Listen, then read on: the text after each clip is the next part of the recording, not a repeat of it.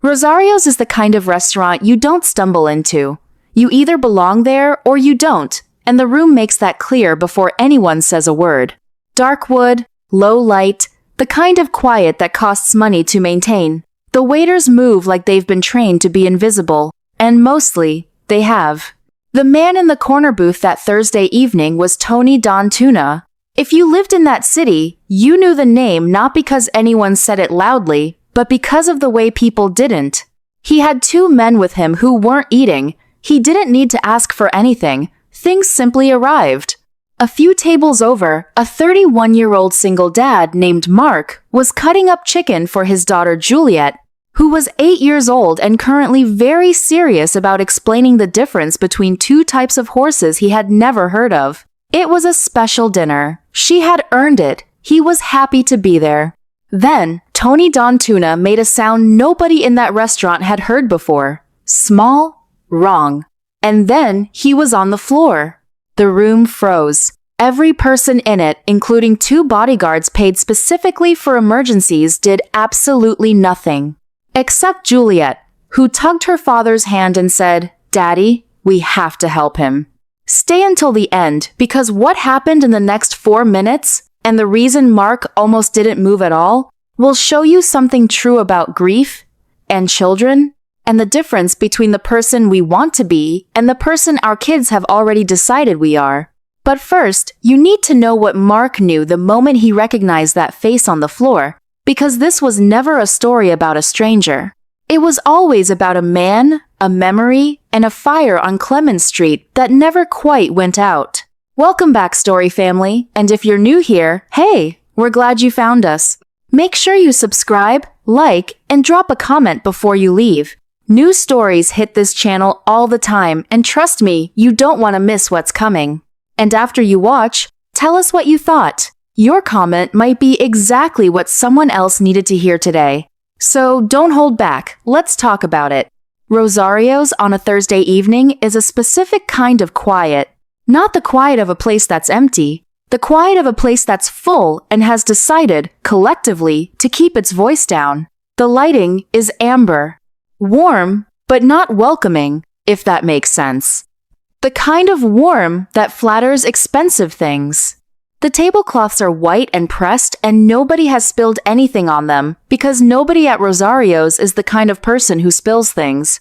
The waitstaff move between tables like they've been doing it since birth. No unnecessary eye contact, no checking in twice.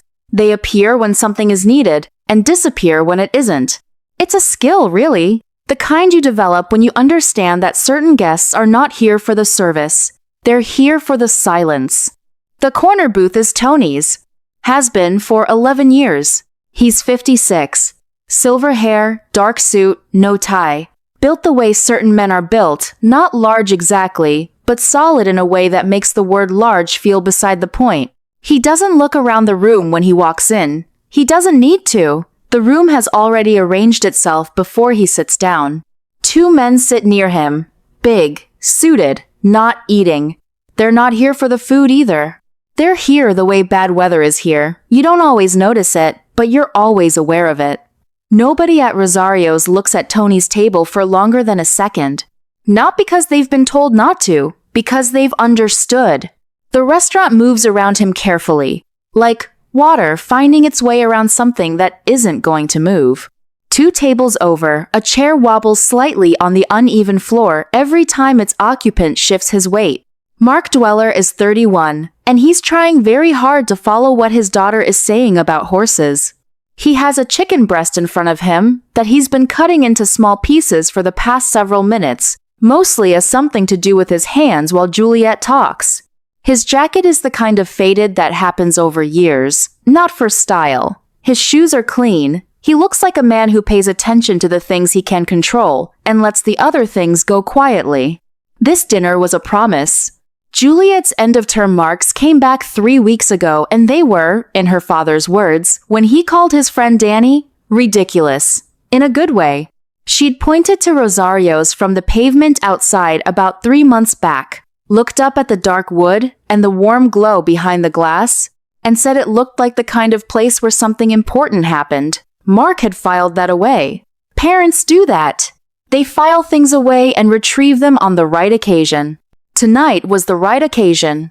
Juliet is 8 years old, and she is currently in the middle of a very serious explanation about the difference between a Frisian and an Andalusian horse. She has her father's eyes dark, unhurried, the kind that take things in without broadcasting what they think about what they've found. But the rest of her is entirely her own. There is a stillness to her that most adults spend their whole lives trying to achieve and never quite manage. She doesn't fidget. She doesn't scan the room. She is here, at this table, talking about horses, and that is the only thing happening in her world right now. Mark nods at the right moments. He cuts another piece of chicken. And somewhere in the back of his mind, in the part that never entirely switches off, the part that has been quietly vigilant for 3 years without being asked to, he is aware that 2 tables away, a man he has seen before is drinking red wine in a corner booth. He doesn't look up. He doesn't let his face do anything. He just listens to his daughter talk and keeps his hand steady and tells himself that tonight is about Juliet. That tonight is just dinner. That the chicken needs cutting and the chair wobbles, and there are 2 types of horses, and apparently the distinction matters quite a lot. Juliet pauses mid-sentence to take a sip of her water. She sets the glass down with both hands, carefully, the way she does everything. Then she looks at her father with those patient, unhurried eyes. "You're not listening," she says. "Not accusing, just noticing." "I am," Mark says. She considers this, decides to believe him, and goes back to the horses. Mark had seen that face before. Not in person. In a newspaper. 3 years ago, 3 days after the fire, when he was still in the part of grief where you do things without knowing why, buying groceries you don't eat, answering emails you don't remember sending, picking up newspapers from the doorstep out of pure muscle memory. He had opened it at the kitchen table. Juliet had been asleep, and there it was. A photograph, a name. And beside it, the careful language of a journalist writing about a man he was clearly afraid of. Words like alleged, words like suspected, words like linked to. The grammar of people who know something and have decided, for very practical reasons, to know it quietly. Mark had looked at the photograph for a long time. Then he had folded the newspaper, put it in the recycling, gone to check on Juliet, and carried that face with him every day since. Like something he'd accidentally swallowed and couldn't find a way to put back down. The fire had been on Clement Street. The house Mark grew up in, his mother Rosa had been inside. She was 58 years old and had lived on that street for 27 years and had a garden in the front that she took personally. She had called Mark the Sunday before to tell him Juliet had her eyes. "The good ones," she'd said. "The ones that don't miss anything." The fire department used the word accelerant in their report. The police used the phrase insufficient evidence in theirs. The newspapers went quiet after about a week, and Mark used nothing.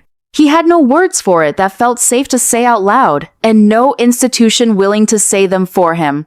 So he did what people do when something is too large and too dangerous to name directly. He understood it privately. He folded it inward. And he kept moving, because Juliet was 5 years old and needed her father to keep moving. He had told her that grandmother had gone somewhere she couldn't come back from. Juliet had asked twice if they could visit. After the second time, she stopped asking. She had read his face well enough to know the answer lived somewhere it hurt him to reach. "Before we go any further, I want to ask you something. If you were Mark, if you were sitting in that restaurant, 3 years of quiet grief in your chest, and the man responsible for all of it was 2 tables away, what would you do?" Just sit with that for a second. Because what Mark does next is not simple, and it won't make sense unless you understand what it costs him. When Tony D'Antuno was shown to his corner booth that Thursday evening, Mark had recognized him in the first 3 seconds. Not almost recognized, not he looks familiar, recognized, completely. Immediately. The way you recognize something you have looked at, alone, more times than you would ever admit to anyone. He had not reacted. He had picked up his fork, looked down at his plate, and cut a piece of chicken, then another, then another. While Juliet talked about horses, and the candles burned low on the tables, and the restaurant did its careful, expensive hum around him. Because what else do you do? He had Juliet with him. She was 8 years old, and she had earned this dinner, and she was in the middle of a very important explanation, and she had no idea. She could not have any idea. That was the only thing Mark knew with complete certainty in that moment. His daughter could not carry what he was carrying. Not tonight, not ever, if he could help it. So he listened to her talk. He nodded. He asked which horse she'd choose if she could have one, because she'd been building to that question the whole time and he knew it. She said a Frisian, obviously, and then reconsidered, and then said, actually, it depended on several factors. He almost smiled. Almost. The anger was there. It had been there for 3 years. Not the loud kind. Mark had never been the loud kind, but the low, constant kind. The kind that shows up in the half-second pause before he answers questions about family. In the empty chair at his mother's usual spot at Christmas. In the way he never drives down Clement Street anymore, not because he made a decision about it, but because his hands just stopped turning that way. He had imagined, occasionally, what he would do if he ever saw that face in person. None of what he had imagined looked like this. Toward the end of the meal, Mark looked up. Just once, quickly, the kind of glance you could explain away as nothing if anyone asked. Tony D'Antuna was leaning back in his booth, swirling his wine glass, saying something to one of the men beside him. Unhurried, unbothered, entirely at ease. He was not looking at Mark. He had never looked at Mark. To Tony D'Antuna, the man 2 tables away did not exist, had never existed, would never exist. Mark looked back down at his daughter's plate. Drop a comment below, knowing what you know right now. Would you have stayed in that seat? Or would you have taken Juliet and walked straight out the door? There is no wrong answer. But whatever you'd choose, remember it. Because in about 4 minutes, Mark isn't going to have the option of either one. It happens quietly. That's the thing nobody talks about afterward, when they're standing outside on the pavement retelling it to people who weren't there. They say it was terrifying and everything happened so fast, but that's not quite right, because the first part didn't happen fast at all. Tony D'Antuna made a sound. Small, incomplete, the kind of sound that doesn't belong to any category your brain has ready. Not pain exactly, not surprise exactly, more like something being interrupted. A short exhale that stopped before it finished, the way a song cuts out when the power goes. His hand moved to his chest, slowly, with a confused, almost offended quality, as though his body had done something without asking permission, and he was deciding how he felt about that. His wine glass stayed upright. That detail, for some reason, is the one people remember. Then he went sideways. The booth couldn't hold him. Nothing could have held him, really, not the leather, not the table. Not the 2 large men flanking him who were on their feet in an instant, but somehow, impossibly, did not reach forward. Tony D'Antuna, the most feared man in the city, the man the newspapers wrote about carefully and the police mentioned quietly, landed on the floor of Rosario's restaurant with a weight that seemed to belong to more than just his body. And the restaurant stopped. Not gradually. Not one table at a time. All at once. Forks lowered mid-air, conversations cut off at the syllable. A waiter near the kitchen entrance froze with a full tray in both hands and did not put it down, just stood there, completely still, like someone had pressed pause on him specifically. The ambient music kept playing for about 4 seconds before someone, somewhere, turned it off. Or maybe it just felt that way. Maybe the silence was so complete it swallowed the music. The 2 bodyguards were standing. They were standing directly over Tony, these 2 enormous men in their dark suits, and they were doing absolutely nothing. Not frozen with fear, something worse than that. Frozen with the particular uselessness of people trained for one kind of emergency who have just been handed a completely different kind. They knew how to handle threats. They knew how to handle violence. They had no category for this. Their hands hung at their sides like they'd forgotten what hands were for. Someone near the bar said, "Call someone." Someone else already had their phone out and was staring at the screen like they were waiting for it to tell them what to dial. A woman at a corner table had both hands pressed over her mouth, not saying anything, just holding the sound in.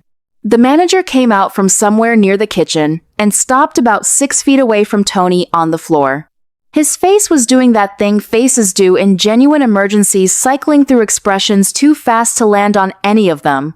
Liability, instinct, responsibility, horror, none of it resolving into action. Nobody touched Tony. Nobody moved toward him. The most feared man in the room was on the floor, and every person in that room, every single one, was standing back. Mark was standing. He didn't remember standing up. One moment he was at the table, and then he was on his feet, and his chair was behind him, and Juliet's half-finished dinner was in front of him, and he was looking at Tony D'Antuna on the floor between the corner booth and the table set for 4. And everything in him went very, very still. Not calm, still. The way a room goes still before a storm, when the air pressure changes and the birds stop and something in your body registers what your brain hasn't caught up to yet. The floor. The face. The fire on Clement Street. The word his mother's neighbor had used on the phone, the one Mark had made her repeat because he needed to be sure he'd heard it right. Gone. Just that. One word. The way people deliver things that are too large to dress up. The question Juliet had asked twice, "Can we visit Grandma?" and then stopped asking. Because she was 8 and she was perceptive, and she had looked at her father's face and understood, in the way children understand things they are too young to name, that asking again would cost him something. 3 years. 3 years of carrying all of it in the quiet, folded-down way that had become the shape of his life. And the man responsible was on the floor 2 tables away. Not powerful now. Not permanent now. Just a body, going still, in a room full of people who didn't know what to do. Juliet's hand found his. She didn't pull. She didn't push. She simply slipped her small hand into his and held it, and looked up at him with those dark, unhurried eyes that had never once in 8 years looked at him with anything other than complete certainty. She said it the way she said things she had already decided. Quietly, simply, with no room in her voice for any other outcome. "Daddy, we have to help him." 4 seconds passed. The restaurant didn't breathe. Mark didn't move. And the question of who he was really, underneath the grief and the anger and the 3 years of carrying something with nowhere to put it, hung in the air of Rosario's like the last note of a song, waiting to resolve. His daughter's hand was in his. That was all. That was everything. Mark moved. Not fast. Not with the urgency of someone who had decided easily. He moved the way a person moves when every part of them is pulling in a different direction, and one part, just one, wins by the smallest possible margin. He crossed the 2 tables of distance and went down on one knee beside Tony D'Antuna. Not because he had forgiven anything. Not because 3 years of grief had suddenly resolved into something clean and manageable. Not because the fire on Clement Street had unhappened, or his mother had come back, or the newspaper photograph had stopped living in the back of his memory where he kept things he couldn't put down. He knelt because Juliet was watching. Because she was 8 years old, and she had already decided who her father was, had decided a long time ago, with the quiet certainty she applied to everything. And there was a version of this moment where he proved her wrong, where he stood still and did nothing, and let the man on the floor take the consequence of his own life's choices. He could feel that version. It was right there. And he couldn't do it. Whatever Tony D'Antuna had taken from him, his mother, his childhood home, 3 years of uncomplicated peace, Mark was not going to let him take that. He was not going to let this moment be the one that put something wrong in his daughter's eyes when she looked at him. He looked up at Juliet. "Tell me what to do." Juliet was already kneeling. She had come down to the floor beside him without announcement, without drama, the way she did most things. She had her hands on her knees. Her back was straight. and her face held the particular focus of a child who has read something important, kept it, and is now retrieving it with complete confidence. She had read Heroes Who Help 4 times. She had checked it out of the school library twice, returned it, and checked it out again. Her teacher had assumed it was a phase. It was not a phase. It was Juliet being Juliet, finding something worth knowing and knowing it properly. "Put your hands here," she said. "Flat. Stack them. Push down about 2 inches. Harder than you think." Mark placed his hands where she indicated. "Count with me. Ready?" He was not ready, but he nodded. She counted.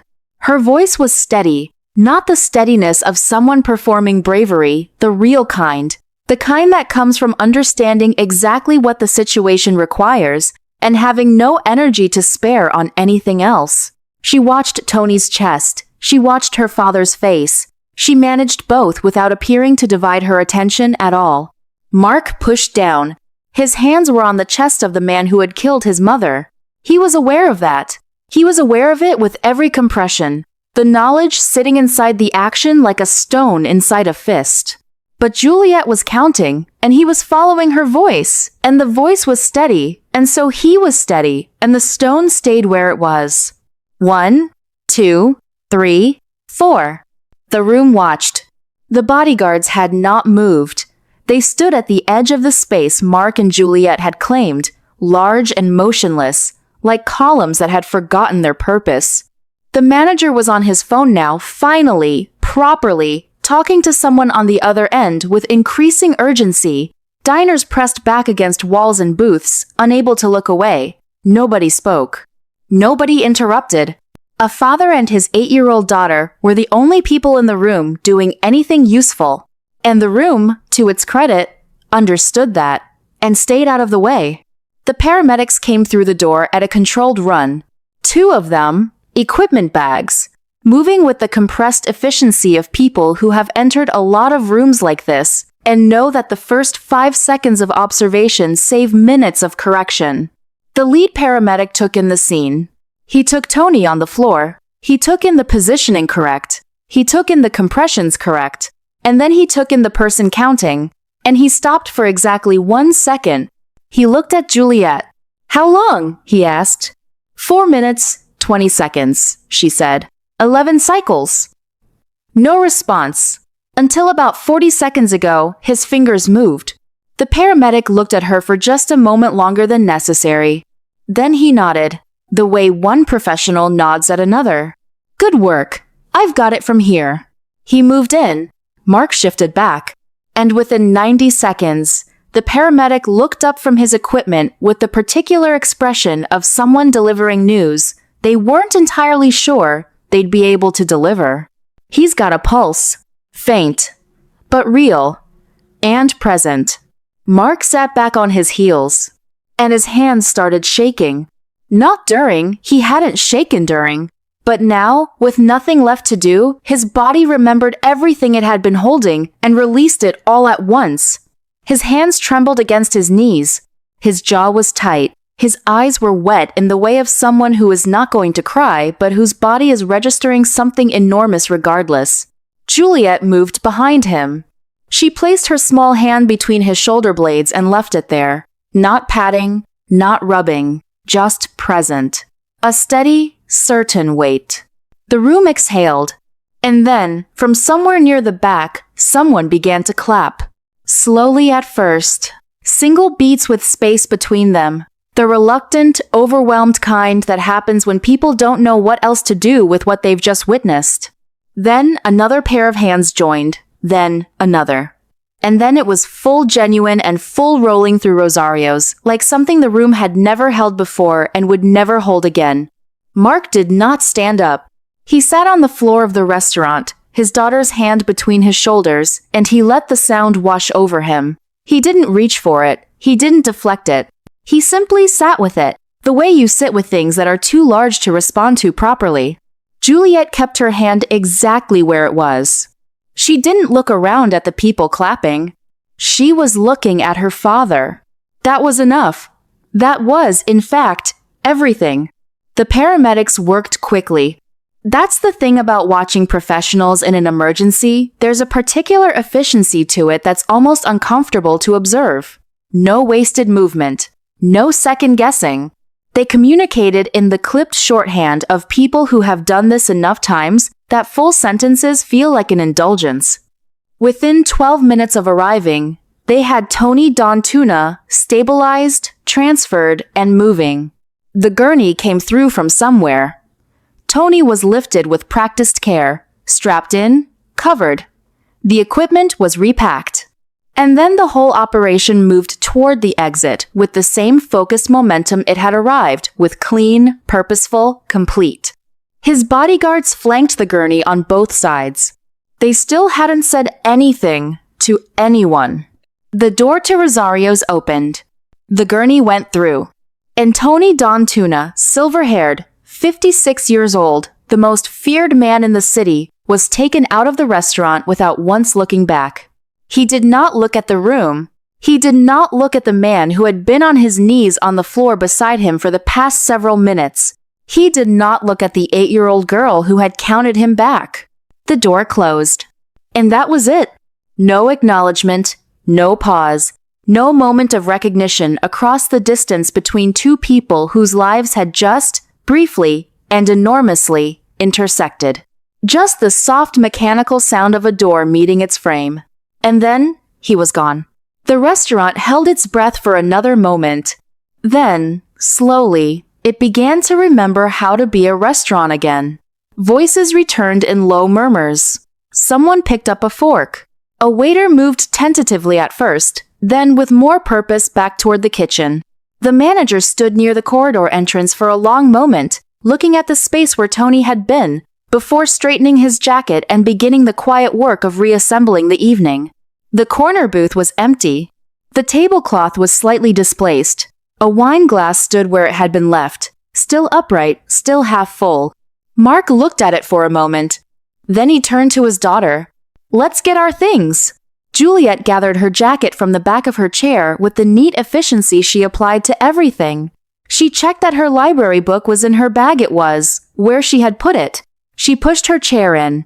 Mark picked up his jacket. He reached for his wallet. The manager appeared at his elbow before he could find the table number. "Please," the man said. He had the look of someone carrying a complicated mixture of gratitude and embarrassment. "There's no bill. Tonight, whatever you need, I'd like to pay," Mark said. "Sir, after what you did, I'd like to pay the bill." It was not said with aggression. It was not said with volume. It was said with the particular quiet of a man who has made a decision and is not interested in revisiting it. The manager looked at him for a moment. Then he nodded and processed the payment without further discussion. Mark left a tip that was more than he should have. He didn't examine why. They were almost at the door when a woman stepped into their path. She was somewhere in her 50s, well-dressed. Her eyes were slightly red at the edges, the way eyes get when something has moved through a person and left a mark. "I'm sorry," she said. "I don't know what to say. I wanted to say something." She looked at Juliet when she said it. Juliet looked back at her with those calm, dark eyes. "You're welcome," Juliet said. Simply, sincerely, as if being thanked for this was not different from being thanked for holding a door. The woman made a small sound, not quite a laugh, not quite a sob, something in between. Mark put his hand briefly on the woman's arm. "Thank you," he said. Then he steered his daughter gently through the door and out into the night. They walked 2 blocks to the car without speaking. The air outside was cool. The street was ordinary traffic, distant voices, the particular ambient hum of a city continuing without any knowledge of what had just happened inside one of its restaurants. The world had not paused. It very rarely did. Juliet got into the passenger seat and put her seatbelt on with a click.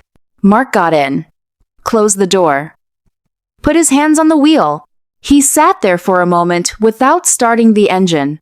He looked at his hands, these hands, the ones that had been pressing down on a man's chest 12 minutes ago, the ones that were trembling slightly, even now, in the dark of the car where no one could see but him. Then he looked at his daughter.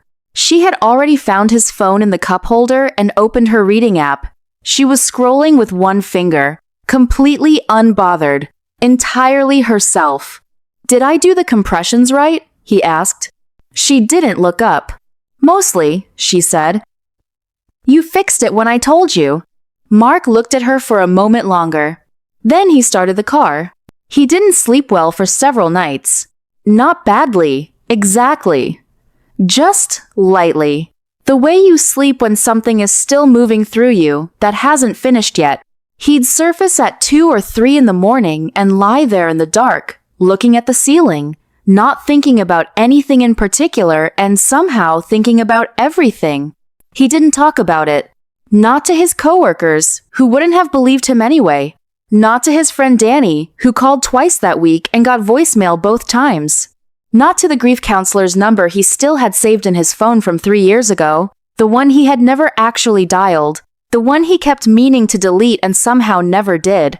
He watched the news on the 4th day. A brief item, 40 seconds maybe. An unnamed individual had been taken to hospital following a medical episode at a city restaurant.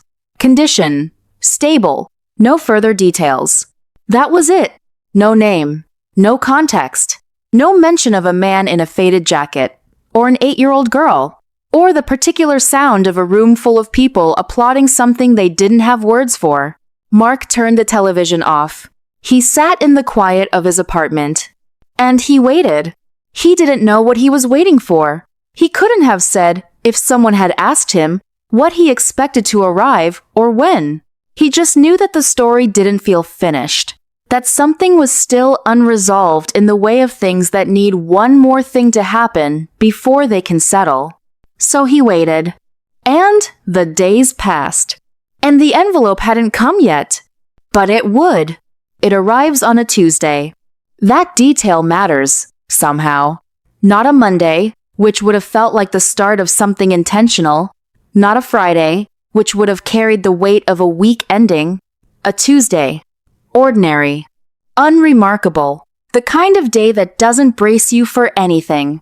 Mark almost doesn't open it.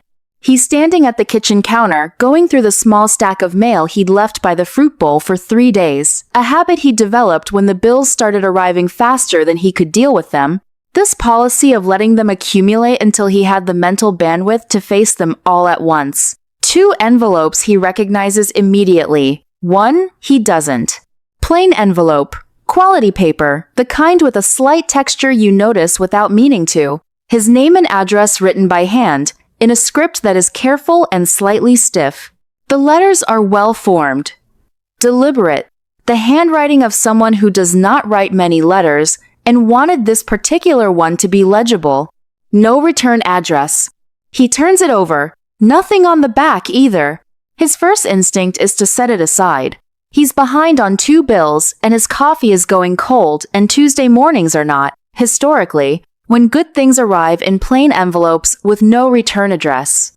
But something about the weight of it stops him. Not the physical weight though, it is heavier than a single sheet. Something else. Some instinct that operates below the level of conscious thought. The kind that has kept human beings alive in uncertain situations since long before there were words for it. He takes it to the kitchen table. He sits down. He opens it. The letter is short. 1 page. 1 paragraph, really, if you discount the formal opening and the careful closing. The handwriting continues inside the same deliberate, slightly stiff script, the same quality of someone choosing each word with the slow concentration of a person who is not used to saying things this way. There is no "I'm sorry." Mark had not expected one, exactly. But he notices its absence, the way you notice a missing step on a staircase you've climbed 100 times, not with surprise, but with a small, familiar catch. There is no acknowledgement of the fire, no acknowledgement of Clement Street, or his mother, or the 3 years between that night and this Tuesday morning. None of the things Mark had occasionally, in his lowest moments, imagined receiving. None of the direct accounting he had known, really, he would never get. What there is instead is a paragraph. Formal language. Slightly clumsy in the way of something written by someone who lives in a world where debts are settled in very different currencies and is attempting, for perhaps the first time, to settle one in words. It says that recent events have come to the writer's attention. It says that a debt has been recognized. It says that certain arrangements are being made regarding a property on Clement Street, and that the enclosed documentation provides the details. Mark stops reading. He looks up from the letter, at the wall across from him, at nothing in particular.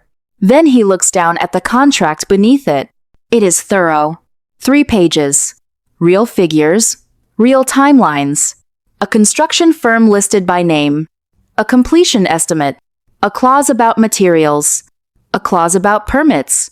A signature at the bottom that Mark looks at for a long time without touching the page. The house will be rebuilt. Not repaired. Not a settlement. Not a check with a number that asks him to decide what the whole thing was worth and then move on. Rebuilt. On the same address.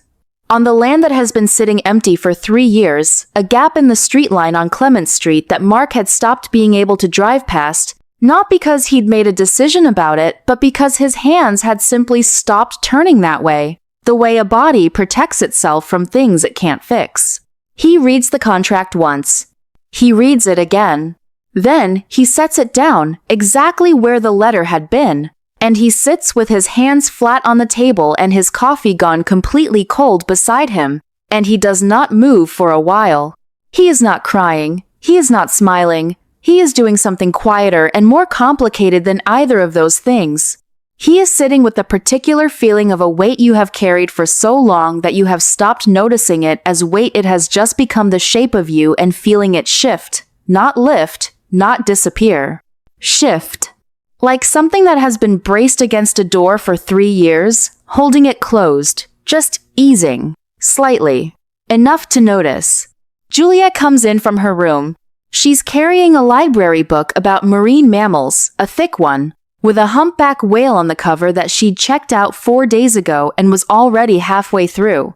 She comes to the table the way she always comes to the table, without ceremony, and sits down across from him and puts the book to one side. She looks at the papers. She looks at her father's face. "What is it?" she asks. Mark looks at his daughter, at those dark, patient eyes that have never once, in 8 years, looked at him with anything other than complete and uncomplicated faith. A letter, he says, from someone who needed a long time to find the words. She looks at him for a moment, then she picks up the letter and reads it. She reads it the way she reads everything fully, without skimming, giving it the same focused attention she gives library books and horse encyclopedias and the backs of cereal boxes. When she reaches the end of the contract, she sets it down carefully, in exactly the spot he had placed it. She looks at him. "Good," she says. Just that, one word, delivered with the calm certainty of someone for whom the conclusion was never really in doubt. Then she picks up her marine mammals book. "What's for breakfast?" Mark looks at his daughter for a long moment. Something in his chest, something that has been tight and braced and quietly vigilant for 3 years, waiting for something that kept not coming, holding itself ready for a resolution that never arrived in any form he could use releases. Not completely. Not cleanly. Grief doesn't work that way. It doesn't resolve the way contracts do, with a signature and a date and a clause that says this matter is now closed. The fire on Clement Street will always have happened. His mother will always have been inside it. The 3 years will always have been 3 years. But something has moved. And the space it leaves behind is not empty. It is the shape of what comes next. Mark gets up. He goes to the refrigerator. He takes out the eggs, 4 of them, because Juliet always wants 2 and he can never finish more than 1.5, but makes 2 anyway, out of optimism. He finds the pan. He turns on the burner. Behind him, Juliet turns a page. Outside, on Clement Street, a plot of land that has been empty for 3 years is, as of a signed contract on a Tuesday morning, no longer only what it was. It is not yet a house. It will be. And somewhere in the space between those two things, between the wound and the wall that will one day stand where the wound was, a man is making eggs for his daughter in a kitchen that is small but warm and entirely theirs. His daughter already knows what kind of man he is. She has never doubted it. Not once. Not even in a restaurant. Not even on a floor. Not even in 4 seconds that contained everything. With a man's life in the balance and 3 years of grief pressing up against the inside of a choice that nobody else in that room was willing to make. She knew. She had always known. And that, in the end, is the whole story. Don't go anywhere just yet. There's another story sitting right on your screen, and it was put there for a reason. Click it and see why. You've got time for one more. And if this channel has given you something today, a feeling, a thought, something you want to pass on, then subscribe, ring that bell, and make this a place you return to. Every time you open the app, there should be something here waiting for you. And there will be. New stories, every single time. We're glad you're here, family. Now go watch the next one.